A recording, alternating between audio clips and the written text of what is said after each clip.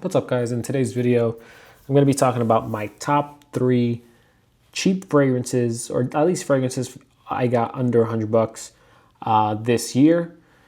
I'm not really planning on getting any more cheap fragrances. And to be honest, I don't really have too many cheap fragrances in my collection. There's an entire collection of fragrances I forgot that I purchased this year that is under $100. I got them under $50 too. So if they're still available, you could probably find them on discounts for less than 50, but there is one that I did get on a Facebook group, but it's a little hard to find on discounters. So let's go ahead and get started. We're going to start off with Dunhill's Nordic Fougere. So this line of Dunhill is supposedly discontinued, or at least the contract wasn't renewed with the suppliers, I believe. I think this was a few years ago. If I'm not mistaken, I think it was like 2023 or something. I'm not too sure. I'm going to go ahead and pull up the notes because this one, you get lavender, you get kind of sweetness, but as generic as it looks, it's going to be one of those trust me bros. It's a cheap fragrance. It's slightly powdery lavender, kind of sweet, but not really. It's not really in your designer sweetness, like Invictus kind of sweetness range. It's a really nice fragrance. I should probably wear this one more. I think I've only worn it twice. Only thing about having super high-end fragrances and then you have like the super cheap fragrances, you kind of tend to always want to wear the high-end stuff. So it's kind of hard for me to reach for it sometimes or reach for the cheaper things. Nothing wrong with it if it smells good, but it's just like I like the complexity of a lot of the more expensive stuff like the Rojas, Boadicias. I like the cleanliness and professionalism of Creed fragrances.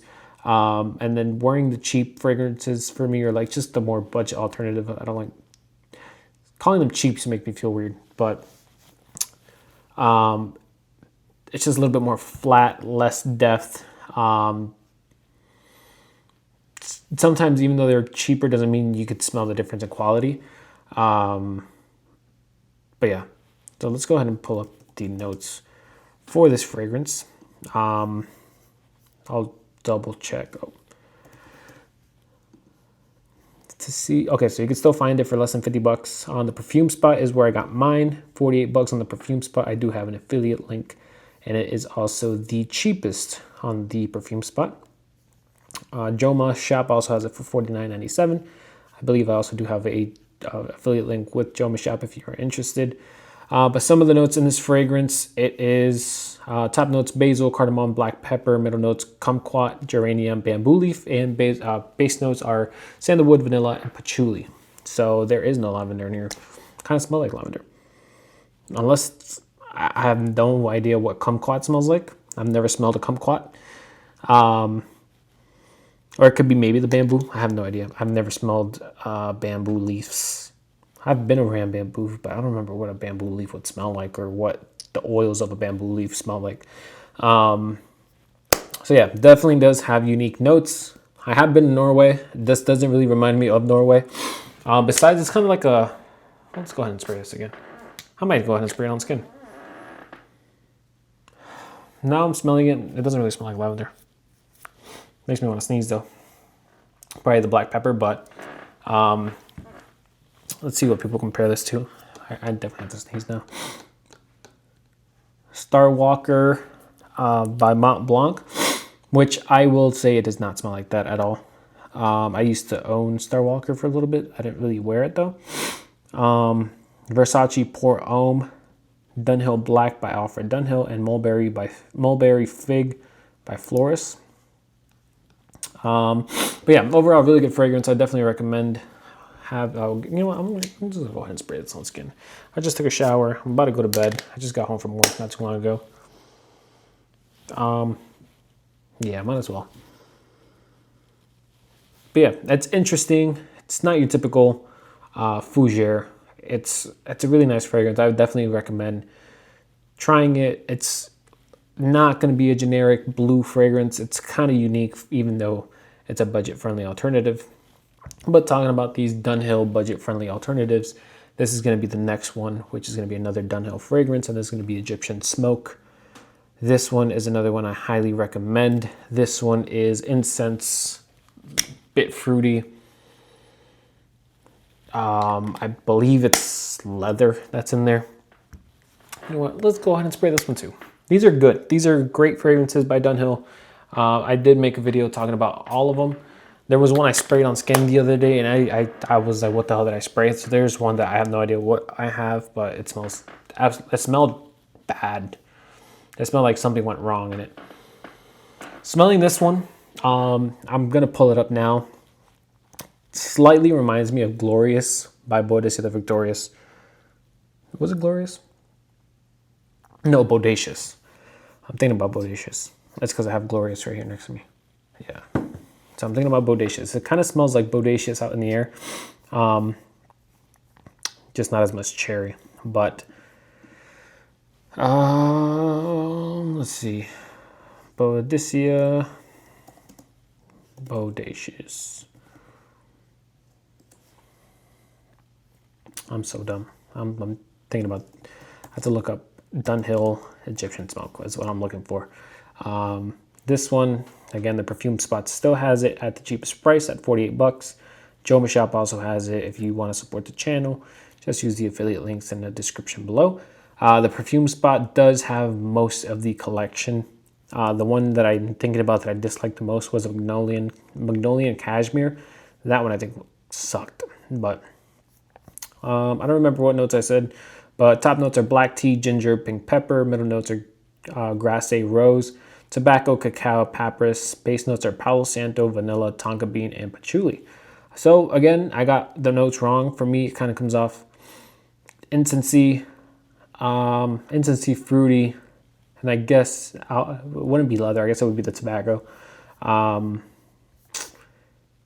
Yeah, I guess I suck at this. I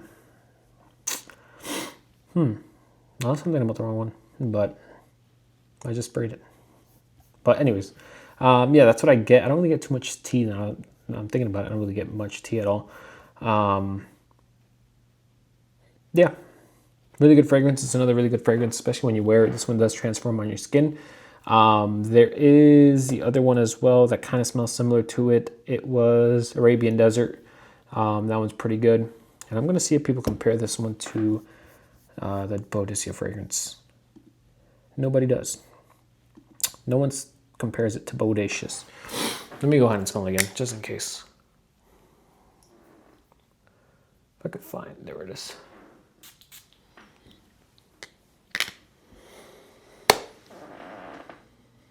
Yeah, I'm going to stand on it. I'm going to say it kind of smells like Bodacious now that I own, not Bodacious. Yeah, Bodacious. It kind of does smell like Bodacious now that I own Bodacious. Not like 100% similar, but semi-redundant. I would say like very slightly redundant. To the point that I didn't realize until I sprayed this one. And now that I have Bodacious, I kind of relate it to this. And in that same aspect, it's going to be Tom Ford's Lost Cherry, but people don't say it smells like that. And that reminds me of Section either. My nose could be broken. It is what it is. Everybody gets something else, I guess. To each their own. And then lastly, this is going to be the fragrance that's a little bit harder to find that I got on a Facebook group, but I got it for under $100. So I'm saying I got it under $100. If you find it online, you can find it right over maybe the 110 to 20 mark. I can check prices right now, but it's going to be Chanel's Allure Homme, the original. Let's go ahead and look it up. So, retail $135, but then there is some websites that you can get it on disc, or it's the 1.7 ounce that you can get for $112. At Chanel's website, the 3.4 ounce at $135. eCosmetics, I might have lied to you guys. whatever. You can find this one on Facebook groups for less than $100. I got mine for less than $100. So guess what? It is what it is. It's already in the video. There's one on eBay right now. It's a tester for $90. So I'm just gonna go off that price. I did get it for less than $100. I do remember that because I got I got two for. How much did I get them for? I got this one and I got Allure Sport for, I think it was like $120 or something. But so yeah, I got this one, pretty good price. This one is one that sits in the back of my collection. I haven't worn it too much. I don't even think I can smell anything at this point, but I'm gonna go ahead and spray it again. I almost sprayed it right in my face. Don't smell anything, but this is another really good one that's slept on. This is obviously the original, and I just got my nose on it this year. Not that did I get my nose on it? No, I got my nose on it before, but I never really cared about it until this year that I smelled it while I was in Florida. I smelled it at the duty free in Florida in Terminal C. If you know what I'm talking about, Terminal C is the new MCO. New MCO building. Not too new anymore, but I used to work there at that terminal.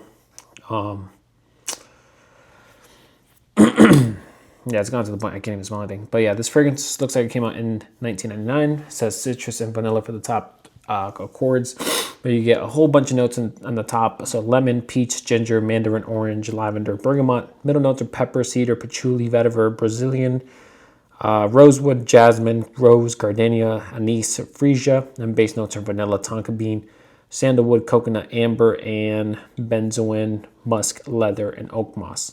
So a bunch of notes there.